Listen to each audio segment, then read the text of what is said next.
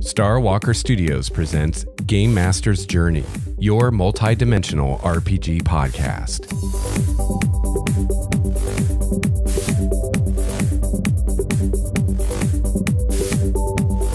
Hello, listener. Greetings, fellow GM and or player. Welcome to episode 97 of Game Master's Journey, your multi-dimensional RPG podcast. I'm your host, Lex Starwalker, and I'm transmitting to you today from the Obsidian Monolith somewhere outside time and space.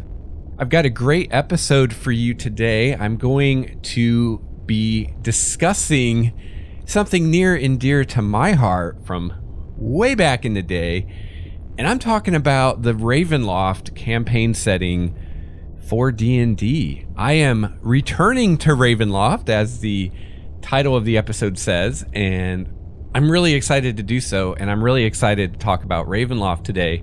But before I get into that, a couple other things real quick. First of all, if you're a patron of Starwalker Studios, head on over to the Patreon feed and give me some feedback on a post I made there asking about the game material for March. So as I mentioned, I think last episode, one of the new perks that I've come up with for patrons is I'm going to start uploading some of the game content that I come up with for the patrons. So right now that's mainly D&D 5th edition content, mainly for my homebrew world of Primordia. So I made a post in the patron feed of some of the things I've been working on, and I'd like to hear from you which of those you'd like to see first. And also if there's any ideas you have of content you'd like to see from me in the future, whether it's for my homebrew world of Primordia or just for 5th edition in general, let me know. And you can find the patron feed on my Patreon page at patreon.com/Starwalker Studios. All right, so one other thing before I start talking about Ravenloft today, I want to talk a little bit about diversity in gaming. In fact, I want to talk a lot about diversity in gaming. You know, this is a really important thing, and it's something that I would really like to do an episode, or better yet, a series of episodes of the show on. Namely, you know, for all the GMs out there, you know, how can we make our gaming table welcoming to all players, no matter, you know, their nationality, their gender, their sexual orientation, whatever. Of course, it's easy to game with people who are like you. It's easy to know how to handle yourself and how to welcome people that are similar to yourself to the table. But when people are different than you in some way or another, whether that's gender or sexual orientation or culture or whatever, sometimes you don't know how to act. And me personally, I really want to welcome everyone at my table. And even more importantly, once they get there, I want them to feel comfortable and like they're part of what's going on. Like everybody has equal voice and gets equal attention, right? And nobody's singled out for some real world reason, like what gender they are or how tall they are or how much they weigh or anything, because none of that matters when you're playing an RPG, which is one of the beauties of this hobby, is that it can bring so many different types of people together. And especially now with the popularity of playing online, that's even more true than it ever was. Now, obviously, as a, you know, American white male, I don't know if there's a whole lot I can say about it. I'm definitely not the best person to talk about it.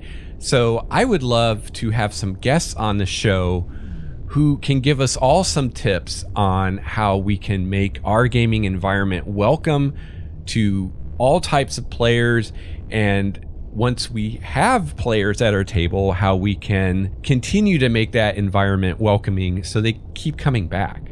So if you are a non-male and or non-white and or non-heterosexual person and you would like to discuss this with me, shoot me an email, gamemastersjourney@gmail.com. I'd love to have some people on the show to talk about this. And, you know, how many episodes I do on this will largely depend on how many people volunteer to come talk on this. And you don't have to be an expert.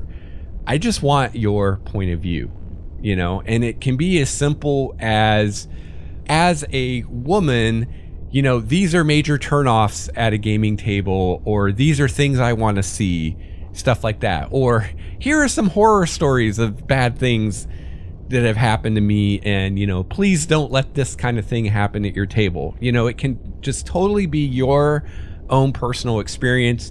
You don't need to come with a bunch of numbers or research or anything like that. I just want to hear from people who are not white males, who aren't the majority. What makes you feel comfortable at the table? What makes you feel uncomfortable? What makes you more or less likely to respond to someone's post on, say, something like Roll20, looking for players for their game? Or what are things that you're looking for when you join a new group to know that this is a place where you can fit in and be comfortable and have a good time? Because the thing about playing a role-playing game is, you know, you kind of have to bear yourself a little bit, you know, and the more you role play, the more seriously you role play and get in character, the more of that you do. And, you know, for some people that's easier than for others, but, you know, for some of us, that's a very difficult and challenging thing to do. And in order to be able to do that, you need to be in an environment where you feel safe and comfortable, and you need to be with people that you feel respect you and understand you and can relate with you, right? So it's pretty important to our hobby to be able to establish that kind of an atmosphere. So I think this is a really important topic, and it's something I'd really like to highlight and talk about more in season 6, which is coming up here in April. So if you're interested, shoot me an email, gamemastersjourney@gmail.com. If you've got something to say, this is your chance to say it and have it be heard. So I hope I hear from you. All right, so main topic today, I'm returning to Ravenloft. So as you probably have guessed or already know, if you've listened to previous episodes of the show, I am planning to run Wizards of the Coast's new adventure for D&D 5th edition, Curse of Strahd. So if you don't know anything about Curse of Strahd is basically a rewriting of the original Ravenloft adventure that was created by Tracy and Laura Hickman way back when. This is what started Ravenloft. This was before Ravenloft was even a campaign setting. This is what started it all. And so Wizards is redoing it, basically, and they've taken the adventure, they've converted it to 5th edition, they've added some more stuff, and I'm going to be running it with my Thursday night group. So we're taking a break from Primordia. We're going to do Curse of Strahd, and I'm really looking forward to it, and I'm really looking forward to getting back to Ravenloft. Some of my first gaming experiences in the RPG hobby were actually in Ravenloft. So D&D was the first RPG I played, and I started out, you know, I played they weren't necessarily seen as one-shots, but I basically played in some one-shots. Just, you know, you get together, you play once or twice, and then it just never happens again. Not that it was really a planned one-shot, but played a few random things here and there in D&D, kind of a combination of first edition and second edition. But the first real campaign I played in, where I played the same character every time and played multiple sessions, was a Ravenloft campaign in second edition. And my dungeon master at the time had the Ravenloft box set. I played a dark elf who was a female dark elf. She was a fighter psionicist. So already you can tell that I had a DM that was cool with people going outside the box a bit, because, you know, back in second edition, you know, playing dark elves wasn't something that players got to do a lot. And, psionics has always been kind of the weird outlier in D&D. It's not really part of the core D&D experience, but it's this thing out on the fringe that some people love, some people hate, and probably a lot of people are just indifferent to. But I had a lot of fun with that character and got sucked into Ravenloft. I don't remember which realm we were in, or if I ever even knew which realm we were in, but I do remember that we were going after a vampire. I don't think it was Strahd. I think it was a different vampire, and yeah, having lots of fun in Ravenloft. So because of that, I have a kind of a special place in my heart for Ravenloft, because it's where I had my first real experience with D&D as a player. And I still remember those adventures. And even as a fairly new player to D&D, I was versed enough in D&D at that point to understand that Ravenloft was not your average everyday D&D experience. You know, D&D is usually mythic fantasy or high fantasy, some flavor of fantasy, right? Depending how you run it or which campaign world you're using. But Ravenloft is gothic horror, and my DM that I was playing under at the time really got into the horror aspect of it, and it was really cool. In fact, one of my coolest RPG memories of all time comes from that Ravenloft campaign.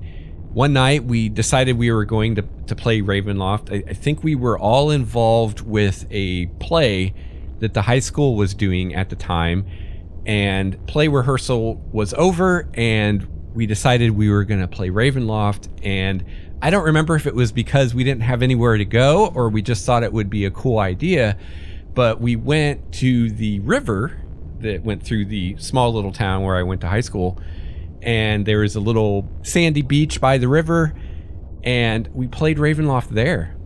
And in my memory, I remember it being a full moon. Seems a little too perfect. Maybe, maybe my memory has altered through the years. Maybe it wasn't a full moon, but I remember it being a full moon with, the striated clouds drifting across the moon at night, down by the river, in darkness other than the lantern or whatever we brought with us, playing Ravenloft. And it was super cool. It was great for the mood, actually playing in the dark outside, hearing the crickets and the tree frogs and the sound of the running water. And that was early 90s, I think, 1993-ish, probably. And here I am decades later, and I still remember that. It's still one of my best RPG memories. It was just so cool. It was just so awesome. One of my other favorite memories is playing Vampire the Masquerade out in the woods around a bonfire. That was fun too. I've never roleplayed outside. Get outside, roleplay. It's a lot of fun. So Ravenloft, as I said, is gothic horror, which is this kind of fun twist on D&D. It's not your average everyday D&D experience. And, back in those days, that's kind of how we approached Ravenloft, was that it was something to do for a change of pace. Because back then, we had Dragonlance, we had Forgotten Realms. I think Dark Sun was getting going about then, and Dark Sun's a little different, but it's all kind of D&D. And Ravenloft was something that you could do that was a little different. It was still D&D, but it was a little different. It was cool. I dug it. I still do. One thing I really like about Ravenloft is the kind of low magic aspect of the setting, and the way that the setting limits the types of monsters that you encounter. It's a lot more humanoids, or humans, I should say, not humanoids. Humans. It's a lot more humans and undead. And depending which realm of Ravenloft you're in, maybe lycanthropes. But you're seeing a lot less of, you don't see things like dragons and giants so much, the kind of high fantasy stuff. It's more of a kind of mundane fantasy with humans, and you don't so much have the fantasy races, but you've got undead, and you've got, you know, these twisted versions of humans. And I imagine aberrations. You probably see some aberrations, at least in some of them, pulling in some of that Cthulhu mythos, right? So that's a pretty cool change of pace too. You know, it's not just goblins and kobolds all the time. You get to do something different. Another thing I really like about Ravenloft, and I should say, as I'm talking about Ravenloft, I'm pretty much talking about it as it was in 2nd edition. I've never actually, I've never actually run anything in Ravenloft myself. Pretty much that experience I just told you about, playing that campaign with my Dark Elf character, was pretty much my one experience with Ravenloft up to this point. And we played that campaign for quite a bit, but that was kind of it. So when I was playing 3rd edition and 3.5, I just never got into Ravenloft. I was doing my own thing and my own version of the Forgotten Realms. Never really got into Ravenloft. I didn't play 4th edition. So yeah, so this is all coming from 2nd edition, primarily that original Ravenloft box set. So I really don't know, and honestly don't care what changes they made to the setting in 3rd edition and 4th edition. So just so you know where I'm coming from. So some of this may have been different in later editions, but one of the things I really liked about Ravenloft was the dark powers. And so the dark powers are these forces that are mysterious and unknown. Nobody really knows what they are. And they're what's responsible for Ravenloft existing. And Ravenloft is these series of closed domains that exist on the ethereal plane. They're surrounded by the mists, which are these ethereal mists that are able to appear in other worlds and pull people into these domains of Ravenloft. Usually what happens is someone is bad, evil, and not just evil, but exhibits just an amazing level of selfishness and depravity and whatnot. And someone does enough to attract the notice of these dark powers, whatever they are. And if the dark powers find you, quote, worthy, then they scoop you up with the mist and create a new domain of Ravenloft around you. And it's kind of a two-edged sword, because you are the lord of this domain. You have a lot of power within and over your domain. In fact, the land itself shapes to your personality, but at the same time, the domain is a prison to you. And this is one of the things that I really like about Ravenloft is the dark powers, and why on earth do they do what they do? There's this kind of paradox about it, because on the one hand, it seems like they're punishing great evil, right? So you find some great evil being like Strahd von Zarovich or Lord Soth, and you take them out of their world and you put them in this prison. And looking at that, it's like, oh, well, they're doing, quote, good. The dark powers are doing good because they're taking these powerful evil beings from their world where they're creating all this havoc, and they're putting them in this prison. But they're not in that prison all by themselves. This realm that forms around them is oftentimes populated by people. So it's like, well, you know, we take this evil person like Strahd and we take him out of the world that he's from and put him into this prison, but there's these other people who are, you know, innocent, or at least as innocent as anybody is, that are trapped there with him. So that doesn't seem good, right? In fact, it seems pretty evil, right? It's like, hey, let's take these normal everyday people and let's trap them with this powerful evil being and see what happens. And that's something I really like about Ravenloft. I like that paradox. I like that mystery of, what are the dark powers? Why do they do what they do? Are they really concerned about eliminating evil from the multiverse? And if so, then why are they trapping, quote, innocent people with these evil beings? Or maybe they don't care about good or evil, but then why are they selecting such evil people to be the lords of the domains of Ravenloft? Who knows? It's a cool mystery, though. I also like the way the dark powers tempt you within Ravenloft. And this is something I'm really curious when I get Curse of Strahd to see if anything is done with this in 5th edition. I suspect that it won't be. I don't know. It just seems 5th edition, it seems like Wizards kind of phones it in when it comes to interesting mechanics. For example, the Outer Planes. You know, if you look at Planescape, or even just the Outer Planes as they were presented in 2nd edition or 3rd edition, ignoring Planescape, because I understand Planescape is like a whole setting based on them, so of course they're going to do more with them. But even ignoring Planescape, if you just look at the Outer Planes from 2nd and 3rd edition, there's a lot more going on there mechanically than there is in 5th edition. A lot more. I mean, now it's like Plane of Fire. You just walk around on a Plane of Fire. No big deal. It's like, no, it's the Plane of Fire. It's made out of fire. So unless you're immune to fire, you probably don't want to go there.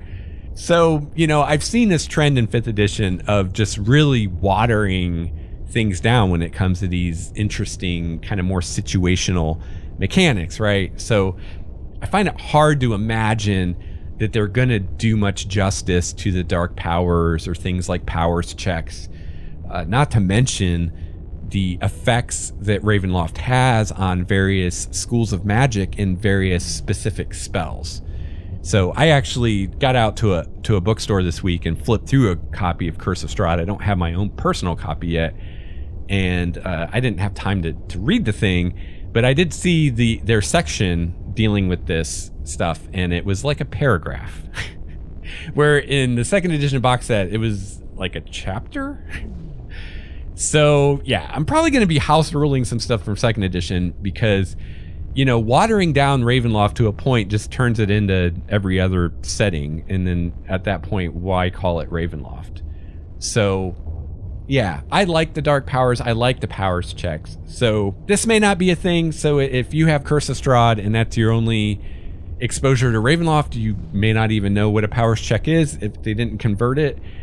So basically in 2nd edition, the way it worked was when you were in Ravenloft and you did something really evil, it would call for a powers check, which was basically a saving throw to see whether or not the thing that you did attracted the notice of the dark powers. And for the most part, attracting the notice of the dark powers was not a good thing. Although in the beginning, it could seem like it was a good thing. Another thing that could force a powers check is using certain types of magic. For instance, using any kind of necromancy, including spells like Raise Dead, would force you to make a powers check. Because you're using necromancy, there's a chance the dark powers are going to notice that. And what happens if you failed that check, if you failed that saving throw, the dark powers would notice you and they would give you a boon of some kind, but it would come with some kind of flaw attached to it. And you would begin this journey with the dark powers where every time after that you did something to attract their notice, every time that you failed another of these powers checks, they would continue to give you these boons and flaws, but each successive boon or flaw was of a greater degree than the one before. And the idea was that they all were thematically connected and ultimately would involve your character transforming into some kind of monster. Okay? And it would fit your nature and the nature of what you were doing. So let's say maybe you were a wizard in Ravenloft and you like the necromancy and you're casting those necromancy spells and you're making powers checks and you start failing them. Well, maybe that first boon might be something like you're now no longer susceptible to inhaled poison or drowning because you no longer have to breathe.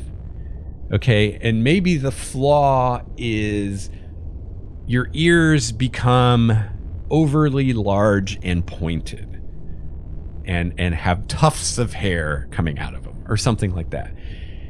And the idea is, as you got more of these boons and flaws, you know, maybe the powers are slowly turning you into a lich, basically. So as this evolves, as you go down this path, you get more and more powerful boons, like lich-like abilities, but you also get more and more noticeable flaws, and it gets less and less possible for you to be around normal people without everyone screaming monster and either running for the hills or grabbing the nearest weapon and coming after you.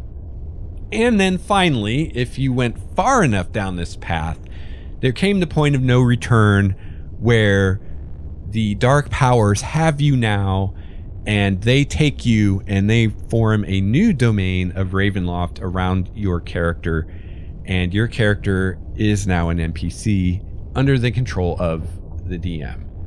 So that was kind of how the power check worked, and I really liked it. And I remember when I was playing back in 2nd edition days, we had some people in our group that were making those power checks, and we had one character who had failed 1 or 2 or 3 of them and was far enough along in the process where you were starting to see the bad side. Because in the beginning, it seems like it's pretty good, right? You get some kind of bonus that's pretty good, and there's some little drawback that's a lot of times just some kind of cosmetic thing, right? Like the pointed ears that, you know, with a little creativity and ingenuity, you could disguise that and not really suffer any drawbacks from it. But as you go further down that path, the drawbacks get more and more pronounced. And this character had gotten to the point where there are some obvious drawbacks now. And the player was kind of like, I don't want to have to make any more powers checks. So it was pretty cool.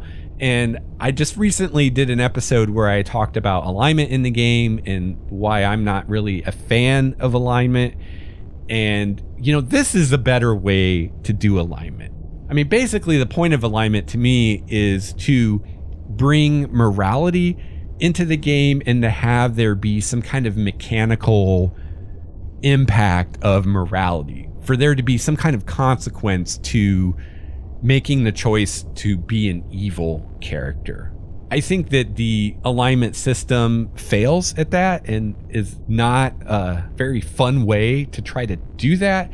I think these power checks is a much more fun way to bring morality into the game if that's what you want to do, which is to say that there are these dark forces. Maybe they're evil, maybe they're not, who knows, but there are these forces watching over everything, and every time you do something evil, there's a chance that they notice you.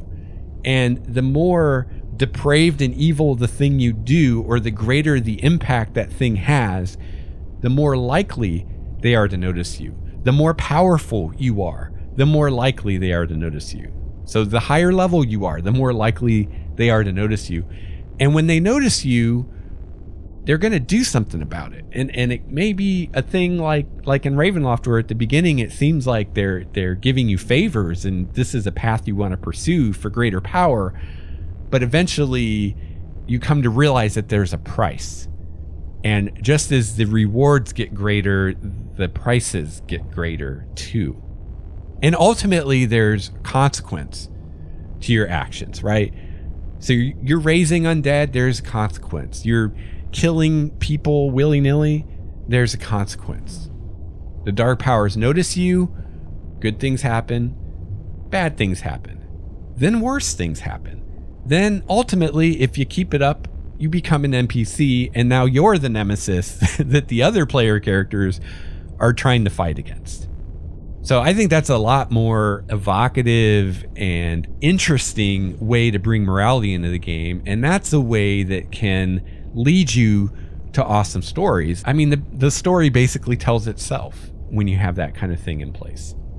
And I think that kind of thing can be really fun if that's the kind of story that you and your group want to tell. So using the Ravenloft setting, you could tell a story where one or more than one of the PCs maybe starts out, good or neutral or whatever alignment, but maybe they're dabbling in necromancy, or maybe they're just being murder hobos, and they start attracting the notice of the dark powers. They start getting these gifts, also getting these flaws, and it forces the player and the character to make a decision, right? Whether that's consciously or not, but it forces them to make a decision of either I'm going to continue on this path I'm on. I'm going to continue doing what I'm doing, knowing that the end result is likely going to be, me being consumed by these dark powers and putting into my own prison, or I decide, hey, I can't do this anymore, right? I can't use these necromancy spells anymore because the price is too high. And either way the character goes, that's an interesting story. If the character is like, no, I want to do necromancy and I don't care where it takes me, and they ultimately fall to darkness, that's an interesting story. Or if the character decides, I got to give up necromancy at least until I escape from Ravenloft, and maybe you have a character who's a necromancer wizard, like that's their specialty school, and now the character makes a decision not to use necromancy spells anymore. That's an interesting story. And what happens then is that character going to try to specialize in another school? Is the GM and the player going to work out a way for that necromancer wizard to become an evoker wizard instead? Or is he always going to be a necromancer wizard who just doesn't use necromancy? And maybe now that character is really motivated to escape from Ravenloft, not just so that he can go see his friends again and see familiar sights, but so that he can use necromancy again and not have to worry about the dark powers coming after him. Although, if you're vile and evil and powerful enough, nowhere is safe from the dark powers, because they will pull people from other worlds too. And wouldn't that be a cool story, right? Imagine this story where you're the GM, you've got this group of player characters, and they get pulled into Ravenloft. Maybe you do Curse of Strahd, right? Or some other adventure in Ravenloft. One of the PCs is a wizard, this necromancer, and maybe while he's in Ravenloft, he decides not to use necromancy. Maybe he doesn't care, whatever. But ultimately, the player characters escape from Ravenloft. They return to their home world, let's say Primordia, and the necromancer is like, hey, yay, I'm out of Ravenloft. I can use my necromancy spells again, and proceeds to become this powerful necromancer. Maybe he becomes a lich, because why wouldn't you if you're a necromancer? And does some really crazy evil things, and maybe the characters get up to 15 to 20th level, somewhere in there, and this player just goes off the deep end, and the character just goes total evil, right? And the end of the campaign, that final scene, the mists start rolling in, and then the mists roll out, and the necromancer is gone, and everybody else is like, where'd he go? And the necromancer appears in his own realm, his own brand new domain of Ravenloft, forever to remain. That'd be kind of a cool way to end that campaign that started with them going to Ravenloft.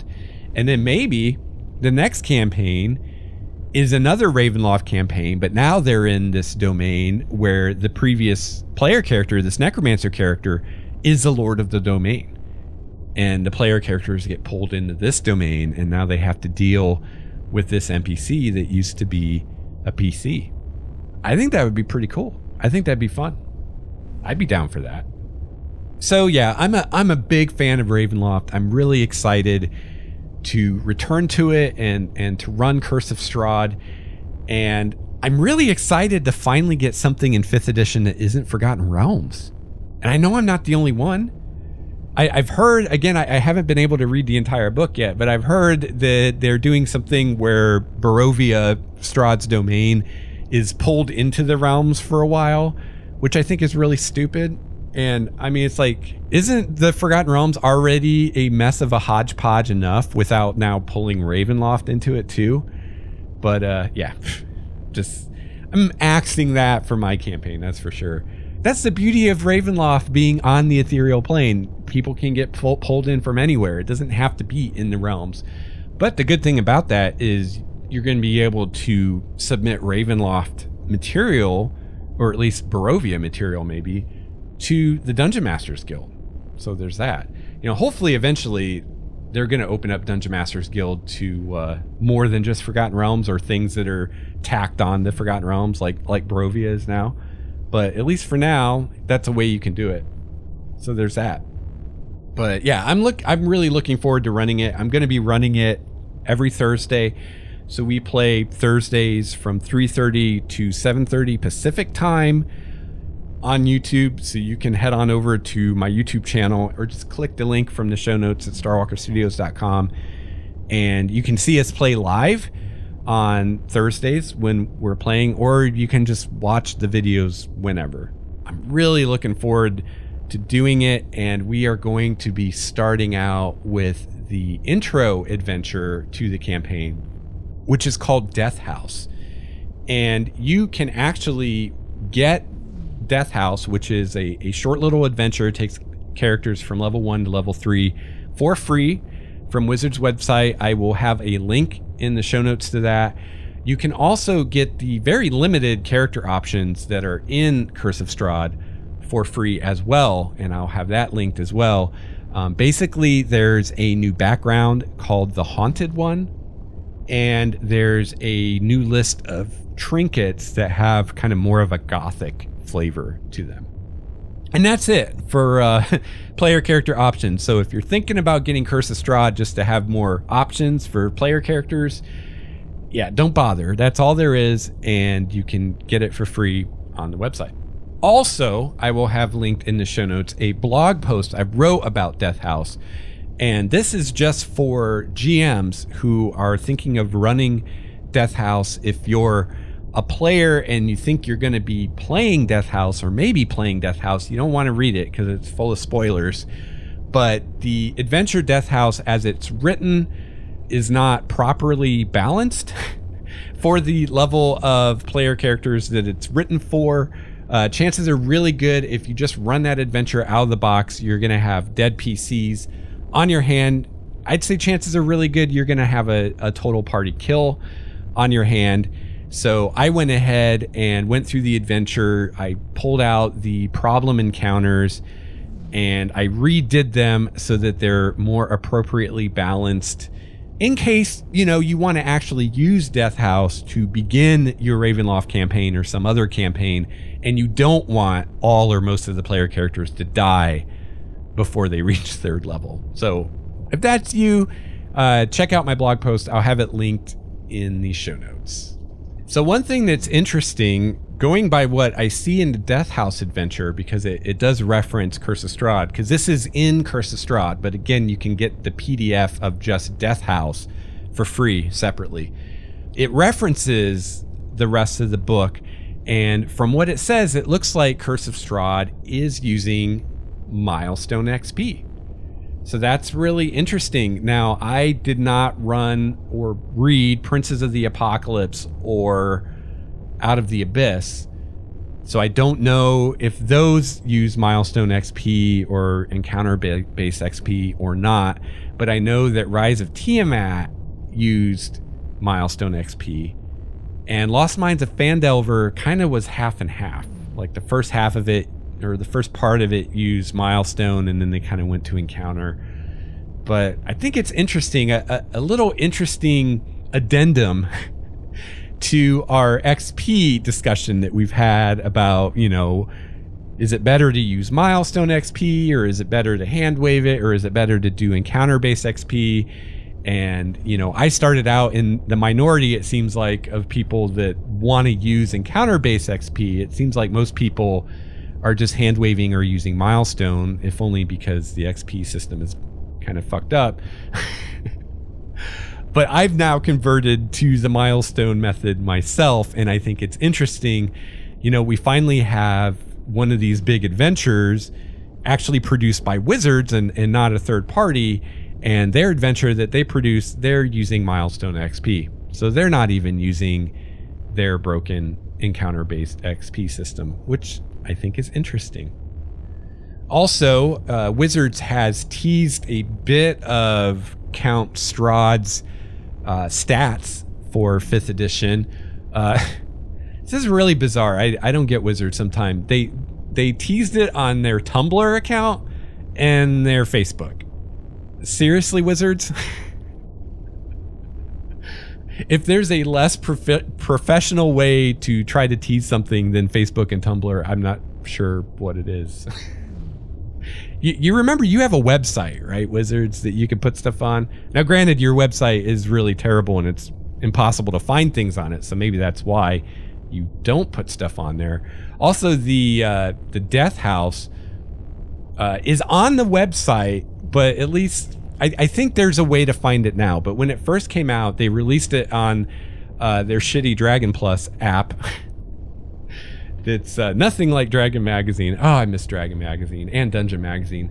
But they released it on the Dragon Plus app, which took you to the website to get the PDF for Death House. But there's nowhere on the website to find Death House. They've since remedied that.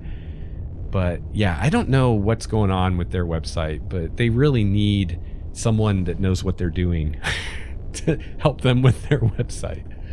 So yeah, Strahd's on there. Kind of interesting. He's CR 15. So if you don't know, this adventure officially starts at level 3. You do have Death House in the appendix that takes characters from level 1 to level 3 if you want to start at level 1. But the adventure proper goes from level 3 to level 10. And presumably you face Strahd at the end and he's CR 15. So even if there's some kind of plot devices or elements that are going to help the PCs defeat Strahd and give them some kind of advantage against him, having a monster that is 5 CRs higher than the party level, even if they have some huge advantage, seems problematic. At least going by the way they describe their system and how the CR system is supposed to work. That seems broken to me. Seems like that's not going to work. We'll see when my group gets there. I actually know what the leg up that they get is, assuming it's the same as the original adventure, but I don't want to spoil it on the show. But if it's the same leg up that was in the original adventure, I don't see it making up for that 5 CR difference. So yeah, that'll be interesting. So yeah, I don't know. It's just weird. It's like Wizards came up with this system for, you know, CR and XP budgets for coming up with encounters and XP for encounters and leveling. And they came up with this system, and then they don't use it themselves. They don't use encounter-based XP in their adventures that they create. Mike Merles has said that he doesn't give out encounter-based XP. He just levels people every other session or whatever. So they don't use the systems themselves that they came up with. And they don't seem to understand them or know how to use them properly, because the encounters that they come up with aren't properly balanced by the guidelines that they set in the DMG for how to properly balance an encounter. So it makes me wonder, are those guidelines just wrong? The guidelines in the DMG on how to balance an encounter, are they just wrong and Wizards knows it and so they don't use them when they make their adventures? Or do the people designing the adventures just not understand how to do it right? Or what? I don't know. It's confusing. But yeah, I noticed that in Tyranny of Dragons, a lot of the encounters were not properly balanced. You know, they were either way too hard or way too easy. And a lot of them, especially in like the last half of Horde of the Dragon Queen, like I just had to completely redo them because they were way off. I mean, way off. Not even close. And, you know, that I just kind of assumed it was a thing of Kobold Press was developing this adventure at the same time that Wizards was developing 5th edition, and you know, obviously there's going to be some problems you know, when Kobold Press doesn't have the finalized version of the rules on day one of designing their adventure. But, you know, here we are quite a bit later now. You know, system's been out for a long time, and we're still seeing these issues. So I don't know. Do you have an opinion, a theory? Let me know. GameMasterJourney@gmail.com. What's going on with Wizards and their encounter and adventure design and not following their own rules? Yeah, I'm really curious to see how this goes with people, especially the encounter with Strahd. I'm really curious to see, or encounters with Strahd. I'm really curious to see how those end up playing out at everyone's tables. Something else you should know if you're going to Wizards' website to get that Haunted One background, it's already been corrected. I'm not sure if the one on the website is the new corrected version. I would hope so. But I do know I looked at it in the book, and the one that went to print in the book is not the errated version. It's the incorrect version. So this background gives you one skill in one language as written, and Wizards has since changed it to 2 skills in one language. I myself am house ruling it to 2 skills and 2 languages so that it lines up with other skills or other backgrounds in the game. But it's like, really? You guys just put this out, and like a week later, there's already problems and you're already having to fix it. I don't know. What was it that hard for someone to notice that it doesn't have the same number of skills and languages as every other background in the game? I don't know. So one thing I'm curious about, for any of you that played much 4th edition or even just read the Ravenloft material for 4th edition, I'm assuming this happened in 4th edition. Maybe it happened in 3rd, because I didn't read the 3rd edition Ravenloft material. At what point did Ravenloft move from the ethereal plane to the shadow plane, or the Shadowfell as we call it now, and why? Did that happen in 3rd edition or 4th edition, and what was the justification for that, or the reasoning for that? Because I just don't understand why they would change that, because I thought the ethereal plane worked perfectly with the mists and how the mists work. And yeah, I mean, the ethereal plane seems like the perfect home for Ravenloft, not to mention things like ghosts have access to the ethereal plane. So why did they move it to the Shadowfell? Was that just one on the laundry list of dozens of terrible decisions they made for 4th edition? Or is there actually a good reason for it? So let me know. GameMasterJourney@gmail.com. And one other link I'm going to have for you in this episode's show notes is I will have a link to an episode of the D&D podcast put out by Wizards.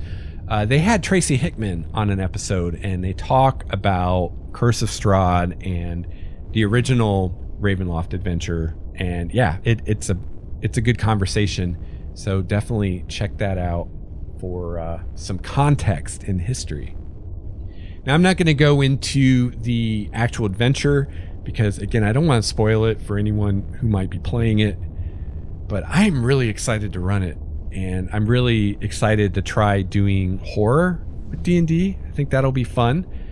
Kind of interested how this is going to play out with my group, because if you've watched any of my Tyranny of Dragons stuff or Primordia stuff, you've probably seen that we like to goof around a lot. We like to laugh. We like to have a good time.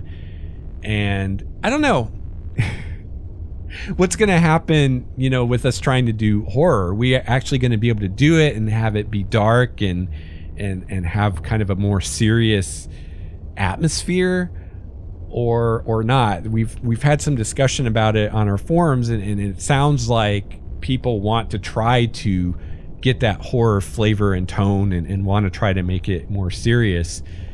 But will that survive contact with the actual game and playing it? I don't know. Personally, I don't really care, to be honest. It's kind of funny because years ago, if I was going to run this, 10 years ago, 20 years ago, I would have been all about the horror and catching the vibe, and I wouldn't have wanted people goofing around at the table and making jokes and ruining this mood I'm trying to set. And I would have been all about that. But these days, I'm just a little more laid back as a GM, I guess. I kind of tend to follow the player's lead when it comes to that. You know, every group kind of organically finds its own sweet spot as far as, you know, how serious are we going to be? How goofy are we going to be? You know, things like that. And as long as all the players are on the same page and everybody's having fun, I don't really care. You know, if we do Ravenloft and it's super somber and dark and disturbing and scary and all that, like that'd be awesome. If we can pull that off, if I can pull that off as a GM, that would be super cool. I'd be down for that. But if it turns into just beer and pretzels, goofing off, having fun, that's fine too. I think the only thing that would really bother me is if I had a particular scene I was trying to set and I was trying to go for something more impactful, like maybe, you know, the first time the PCs meet Strahd, you know, and I really want to impress upon them that, you know, he's a badass and you don't want to fuck with him, and, you know, he's like the puppet master of this domain. And, you know, if something happened to kind of undermine that and just turn it into a joke, I don't know, that might bother me a little bit, but I don't know. I kind of have a wait and see approach to it, I guess. You know, we'll just wait to see what happens. For me personally running it, I'm going to try to be more serious. I'm going to try to really convey the dread and horror of the setting the best I can. But at the end of the day, that's really all I can do. I can't control how the players react to that, and I don't want to. So it'll just be up to the group and kind of what happens organically. So I would love to hear from you if you're planning on running or playing in Curse of Strahd. You know, what direction are you guys taking at your table? Are you trying to be more serious and really get into the horror and really kind of freak people out? Or are you just having fun with it, somewhere in the middle? Let me know. So I guess one last thing I could talk about today in regards to Ravenloft and Curse of Strahd is kind of my outlook or my strategy going into this, because I've talked about on the show before, I've tried to run these long adventure paths, and, you know, more often than not, you end up not finishing them for various reasons, and you end up just losing interest. The GM loses interest, the players lose interest, and I don't want that to happen with this campaign. So I've given it a lot of thought, you know, even when I was deciding whether or not to run it, you know, because I knew I was going to get a copy of the book from Wizards, you know, and that I was going to review it, you know, at the very least. But I thought, you know, is this something I want to run? Because I love Ravenloft. I've never run a game in Ravenloft before. It'd be a fun thing to try. And this is, you know, one of the most highly thought of adventures in D&D's history, the original Ravenloft adventure. So it'd be a fun thing to run. I kind of wish they would have, I don't know. I don't know. It's a whole can of worms, this whole like just recycling an adventure, you know, and I'm really curious to read it to see if, you know, because the original Ravenloft adventure went from like level 5 to, I don't remember, but it wasn't like a 10 level campaign or even a 7 level campaign like this is. So obviously they've expanded on it. Did they expand with like cool stuff that you're going to be like excited to do, or did they just add more filler crap to it to stretch it out? You know what I mean? I've already read one review online that mentioned something about how a lot of the expanded part of the adventure is kind of exploring the domain, and how, you know, some groups might not really be into that, and they just want to go, you know, face Strahd and go to Castle Ravenloft. So I don't know. I haven't seen it myself yet. I'm really curious about that. But, you know, my thoughts going into this as a GM is I want to tell this story, and I'm going to keep in mind that the core of this story came from like a 30-page or less little pamphlet adventure like they used to make way back then. you know, so yeah, we're getting this $50 book, but the core of that story is just a handful of those pages, right? And there's going to be a lot of more stuff in it. Who knows what? Who knows how good a quality that extra stuff is going to be? But what's important to me, and this is a very different outlook than I've had in the past going into an adventure path like this. And again, this only goes from level 3 to level 10 or level 1 to level 10. It doesn't go all the way to level 15 like the other ones did. But something that I'm just thinking different, just a different way of thinking, is I'm not worried about doing every stupid little encounter. I want to finish the adventure. That's my goal. You know, in the past, you know, when I ran Tyranny of Dragons, is like, you know, I'm doing this thing, I'm doing the whole thing, like every little bit and piece. Like in Tyranny of Dragon, there's a chapter where the player characters are guarding a caravan. I know, lame, right? They're guarding a caravan and they take this journey. And this is widely regarded as the weakest point of the entire campaign, this chapter. You can find all kinds of people on the internet complaining about it and saying how horrible it is. And I did it. You know, when I first read it, I was like, wow, this looks really boring. I'm bored just reading about this. Maybe I should just skip this. But then I was like, well, what am I going to do? I'm just going to give everybody a level for nothing and just, you know, hand wave this whole section of the adventure path. And there were some very minimal kind of character development moments with NPCs that honestly, by the end of the adventure, didn't matter at all. You know, looking back, I'm like, I should have just cut that out. That was a terrible adventure writing. It was a terrible part of the adventure. I should have just cut it out, had a travel montage, give them the level if they need that, whatever, you know, do what's best for the story, right? But I was too wrapped up in, no, I want to give my players the full Tyranny of Dragons experience, you know, and kind of, I guess, putting more faith in the adventure writers than the adventure deserved, thinking, oh, there's some master plan to why we're doing this horribly boring thing. So I learned from that experience, because we have not finished that campaign. We might go back to it, we might finish it, but we ended up, you know, stopping just at the beginning of the second book, the second half of the campaign, because we were all kind of bored with it. And looking back, you know, that caravan was really the begin of the downward spiral. That's when I think we all started really losing steam on the campaign. And so what I've learned from that is I would much rather, with Curse of Strahd, if I look at Curse of Strahd and I see a bunch of lame, boring chump encounters that are just there to fill time and aren't doing anything interesting or dangerous, I'm not going to do them. I'm going to be more concerned with getting to the end of the story while everyone's still interested in the story than I am with doing every little thing. And in fact, I'm going to be very critical as I'm preparing for this adventure, looking for any weak spots, any encounters that seem boring or any aspects, you know. And if I look at this thing and I'm like, oh, you know, for 4 levels, they just explore Barovia, and there's really, you know, there's these 2 or 3 things that matter out of that, and the rest of it's just a bunch of bullshit just to get them up to level 7 so they can go to Castle Ravenloft. And I'm just making stuff up. I haven't read the thing yet. It'll be funny if that's what actually happens.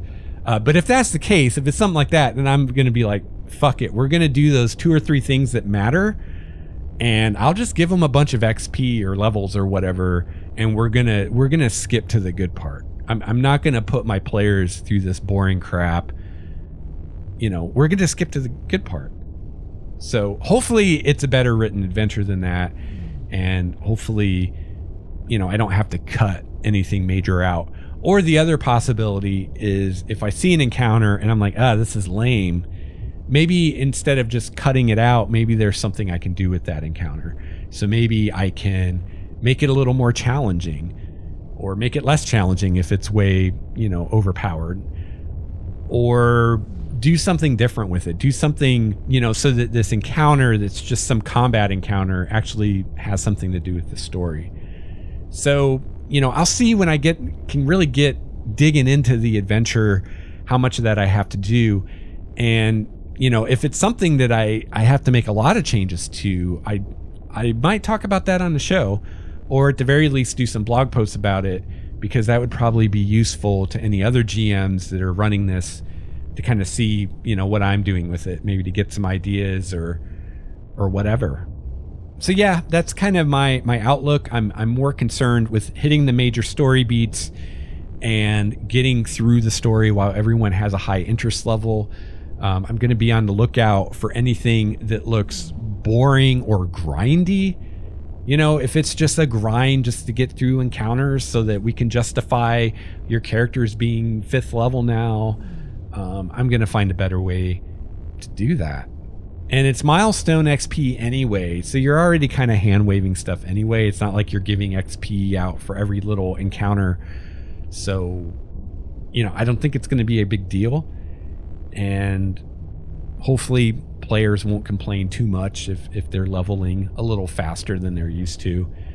But my particular running of this is going to be interesting because we're doing Death House, because I think Death House is cool. I think it's going to be fun. But for various reasons, me and the players have decided to start the characters at level 3. But because it's milestone XP, I don't want them to out-level the adventure. So they're basically just going to be level 3 throughout the Death House adventure. And they're just going to be level 3 until the Curse of Strahd tells me that they should be level 4. It's just, you know, that period of time, instead of starting at level 1 and then getting to level 2 and then getting to level 3, they're just going to be level 3 the whole time. And I'm okay with that because without spoiling anything, I don't think that really the point of the Death House adventure is to be, you know, kick in doors, fight monsters, take their stuff. There's more going on with that, more kind of psychological stuff and setting the tone for this campaign. And I think I can achieve that with the player characters being 3rd level just as easily, probably more easily or better than if they're 1st or 2nd level. And there's also the problem that the adventure isn't balanced correctly to where the player characters actually have a decent chance of survival, because I don't want to like kill off player characters and then they have to make new characters. You know what I mean? I mean, if that happens, so be it. But, you know, I don't want the deck stacked for that to happen from the beginning, which is how it is with Death House as written. But I think with them being 3rd level might kind of sidestep that, because something that is deadly to a 1st or 2nd level party will be not so deadly to a 3rd level party, at least theoretically. We'll see. And it's also kind of an experiment for me to see, you know, what impact does this have with them being 3rd level instead of 1st level? How does this work out? Because personally, me as a GM, I'm not a fan of level 1 and 2 in 5th edition. I think for me, from here on out, running 5th edition, it will be rare that I will start parties at level 1. If there's a player who has never played D&D before, then I might start them at level 1. Otherwise, I'd say the lowest I would want to start a party is level 2. I do kind of like starting at level 2 so they don't have 3rd level spells like right away, so you can kind of still have that apprentice level feel. But to have 2 levels of that, even if, you know, it's only 2 sessions, I'm just not interested. And level 1 is really rough as far as combat, to throw things at them that are interesting and dangerous and fun, but that isn't just going to wipe the party. And it's so swingy at level 1, like sometimes you just don't know. And level 2, they just have a little bit more buffer of hit points, and there's not really a huge difference in power level between level 1 and 2. So I think you could even take an adventure that's written for level 1 characters and do it with level 2 characters, and it's not really going to matter, except that they'll live through it more likely than not. So, but we'll see. We'll see how it turns out. It seems like every adventure or campaign I've run in 5th edition so far is an experiment of some kind. I'm doing something different, kind of experimenting with the system. Another thing I'm doing that's an experiment that I'm trying with this campaign is in character creation. I have decided that I am not allowing the human variant rule And the human variant rule is where instead of humans getting a +1 to all their attributes, they instead get a feat and like +1 to 2 attributes or something like that. So I'm not allowing that. And the reason is I see a lot of people playing humans, more than I've ever seen before. And, you know, I suspect that part of it is just the Munchkin thing of, oh, I can start with a feat, you know? Yeah. So I'm testing that theory by saying no human variant, but every character starts first level with a feat. So kind of like 3rd edition, everybody gets a free feat at first level. And the reason I'm doing that is, like I said, partly just because I think that a lot of people just play humans in 5th edition just for the Munchkin, like, you know, optimize your character. I want to have this feat, you know, that I wouldn't get otherwise. But on the flip side, I think having a feat at first level is a cool way to personalize your character a little bit more, you know, because the feats in 5th edition are so cool that you can very much change the feel of a character by taking a feat. You know, for instance, now I don't have my book in front of me to remember the names of the feats, but like if your character is a fighter and maybe you take, you know, the feat where you get a cantrip. You know, a fighter with a cantrip is a very different character than just a regular fighter that doesn't have any kind of magic. So I think that's cool, and I think it's a cool way to allow players to have maybe a more specific character concept or to do something a little different so that, you know, your barbarian isn't the, you know, stereotypical barbarian. You can use a feat to put a different spin on it. I think that the feats are, I mean, they're powerful, you know, so if you have a Munchkin player that's gonna take the most optimized feat for their character at first level, yeah, that's gonna give that character an edge in combat or whatever. But I don't think that it's such a large edge that it's gonna break the game.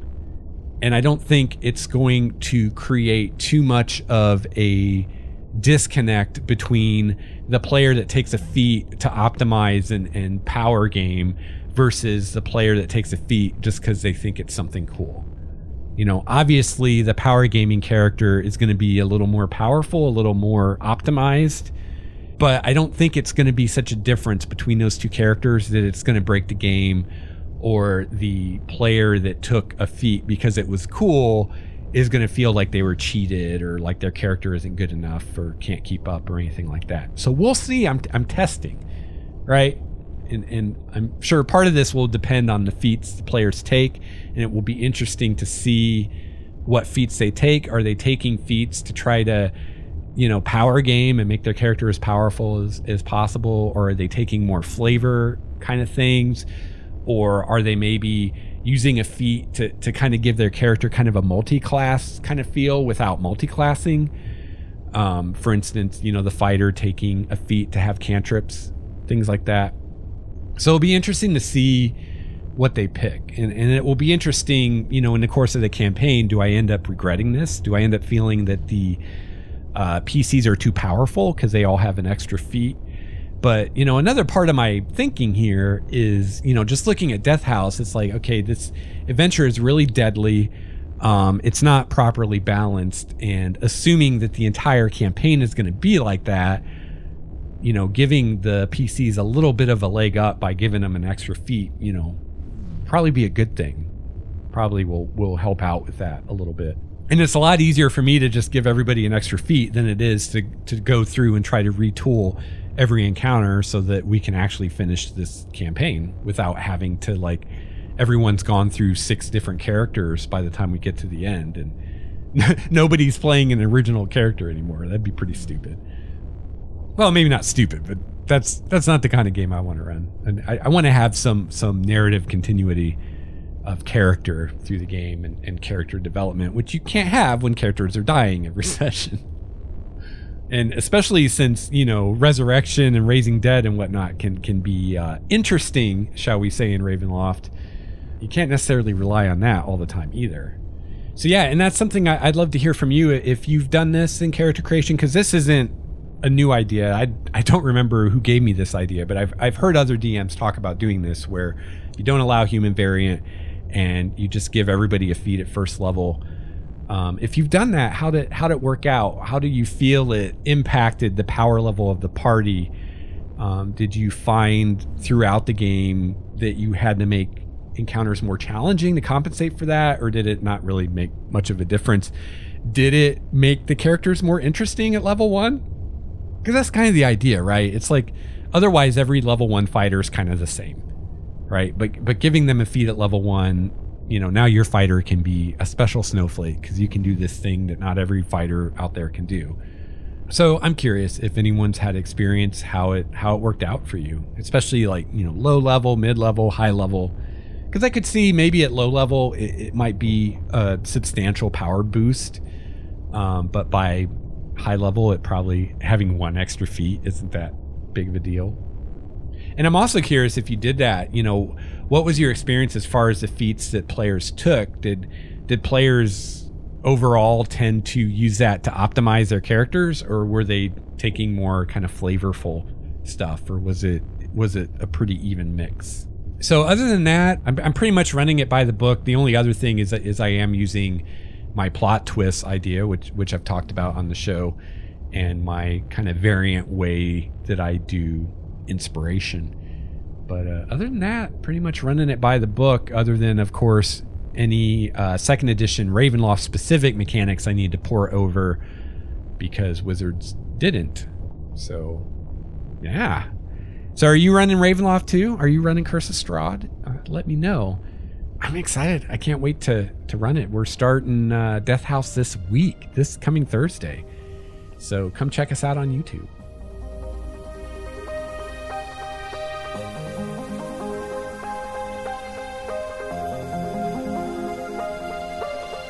All right, well, that's going to wrap up episode 97 of Game Master's Journey. If you'd like to reach me, shoot me an email at gamemastersjourney@gmail.com. You can follow me on Twitter @LexStarwalker, follow me on Google Plus +LexStarwalker, and head on over to my website, starwalkerstudios.com, and you can find the show notes for this episode. I'll have the links that I mentioned there, so you can just go right where you need to go, and you don't have to hunt around on Wizards' website trying to find stuff. I want to give a huge shout out and thank you to my tier 6 patron, Mr. Steve Strickland. Let's hear it for Steve. Woo! Hey! You made. So yeah, I made a mistake last episode. I referenced Steve as my tier 5 patron, which is what he used to be, but Steve is tiered up to tier 6 because I added a new tier below tier 5. So the old tier 5 is the new tier 6. So Steve is rocking tier 6 patron, which means I get to thank him on every episode of every podcast, which is pretty cool. So thank you, Steve. Thank you to all the patrons. Really appreciate it. And again, if you're a patron, please go over to the Patreon feed and check that out. I posted some stuff there, and let me know when it comes to the game material, which of those things you want to see first. And if you're not a patron, go check out the patron page and see what you're missing. I'd love more patrons. Our next milestone goal, I get to do actual play of whatever I'm running on the show, which right now would be Curse of Strahd, which I would love to do Curse of Strahd actual play on Game Master's Journey. I think that'd be really fun. I've got a really great group lined up. Everybody's people I've played with before. So there's no wild cards. I know what's coming, and it's going to be fun and entertaining. So, yeah, something to look forward to. So I hope you have a chance to play your favorite RPG this week. I'll be back soon with another episode of Game Master's Journey. Until then, game on. This has been a Starwalker Studios production, your source for quality gaming and hobby podcasts. This episode's music provided by Cloudwalker, Renfield, Transboy, and Ish. Please see the show notes for more details at starwalkerstudios.com/GameMastersJourney.